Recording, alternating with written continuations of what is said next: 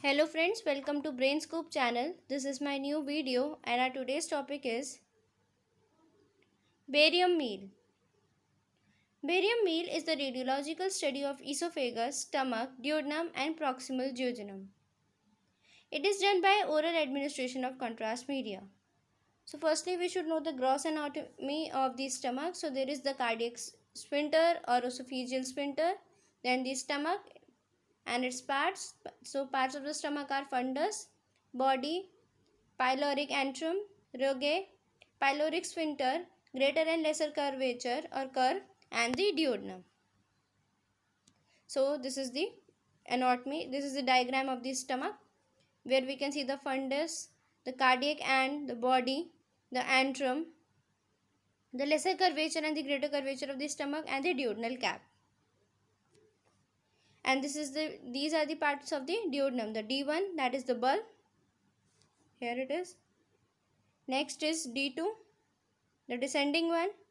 D3 is transverse and D4 is the ascending one. So the indications of barium meal are: symptoms which prompt barium meal study are epigastric pain suggestive of peptic ulceration, anoxia, weight loss, vomiting, anemia, heartburn, dyspepsia.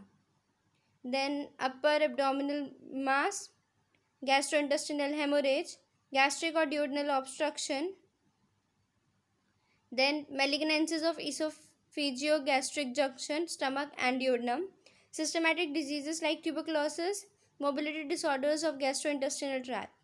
In children, for vomiting due to gastroesophageal reflux, pyrolic obstruction and malrotation.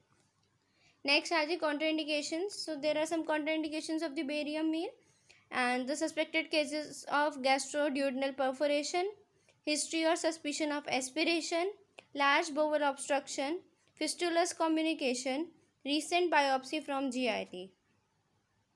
Now the patient preparation. The first one is fasting for 6 hours overnight. Next, avoid cigarette smoking as it may interfere with the optimum coating of the mucosa. In patients with gastric outlet obstruction, prolonged fasting or IV metoclopramide and sometimes nasogastric intubation and aspiration of the contents may be necessary. Now the contrast media. For the single contrast study are low density barium suspension, 80 to 100% weight by volume is used. Water soluble contrast media are indicated when a gastroduodenal perforation is suspected. Use of newer non-ionic water soluble contrast media is used when there is risk of aspiration. Now conventional single contrast study. The factors used are 80 to 90 kV, 10 to 15 ml of 80 to 100% weight by volume barium suspension is given. Patient lying in supine is rotated with right side going up in a continuous clockwise manner for obtaining a good coating of the entire stomach mucosa. 100 to 250 ml of barium is given. Spot films of filled fundus in varying obliquity may be taken. Then the patient is turned prone oblique right side dependent as barium enters the duodenum through the pylorus. Spot films for duodenal bulb and C loop can be taken and also in right anterior oblique view. Most barium is given to descend the stomach wall. The gastric peristalsis and rate of emptying through the pylorus is observed. The patient is rotated under fluoroscopy to observe all margins. In erect position, right anterior oblique view of stomach shows insuria angularis and proximal jejunum. For retrogastric space, about 200 to 250 ml barium is given in supine position and translateral film is taken. Now the AP or the anterior posterior, patient's position supine, arms at the side outside the radiographic field and gonad shielding is provided. So this is the barium filled AP stomach and small bowel. Now, and this is the normal reticular pattern of the mucosa of the stomach. In right anterior oblique, especially pyrolic canal and duodenal bulb can be seen in this position, and patient position is semi-prone, RAO, that is right anterior oblique. Patient head in right lateral position, gonad led protection. So this is the view of the RAO. Next is the left posterior oblique और LPO, AP oblique भी कहते हैं इसको. Specially fundus, pyrotic canal and duodenal bulb should be seen without superimposition. Patient position is LPO, patient head on pillow, left arm extended away from the body to prevent unwanted superimposition and gonad protection. So this is the double contrast AP oblique stomach and duodenum in LPO position. In lateral position, especially anterior and posterior walls of stomach and duodenal bulb and duodenal loop can be seen in this position. So patient is in right lateral. Raise patient's arms, flex knees and gonad protection should be given. So this is the right lateral stomach and duodenum. Next is the double contrast barium study. It was first used in Japan with high incidence of gastric malignancy for mass screening of the gastric tumors for early detection. Relies much less on fluoroscopy and more on filming, which is done over couch for better image quality.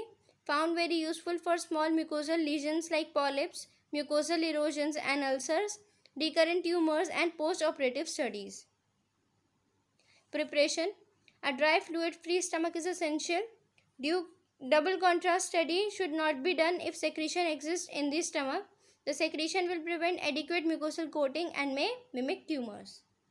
So the contrast media used in the double contrast study is the high density 200 to 250% weight by volume low viscosity barium sulfate is essential. High density and low viscosity. Okay. So high viscosity barium does not flow well and does not coat mucosa well, hence can produce apparent mucosal lesions. Anti-foaming agents which are added to barium suspension prevent air bubble formation and because air bubbles can mimic polyps. So gas forming agent, the sodium bicarbonate or citric acid are given orally. When they come in contact in the stomach, carbon dioxide is produced which acts as negative contrast. When Rayleigh tube is placed in the stomach, this can be used to inject air. Technique for double contrast. About 100 to 150 ml of high density low viscosity barium is given. Injection buscopan IV given just before giving barium to study the stomach. To study the stomach and duodenum, injection is given when barium enters the duodenum. Gas forming agents are given, then patient is rotated slowly for mucosal coating. Advantages of double contrast study are highly accurate method of detecting abnormalities following gastric surgery, bile reflux gastritis, marginal ulceration, recurrent carcinomas, abnormalities of the efferent loop. Disadvantages of double contrast study: probably misses some polyps, ulcers, erosions, superficial carcinoma. So this is the single contrast PA and this is the double contrast PA for stomach and duodenum. Then the aftercare of the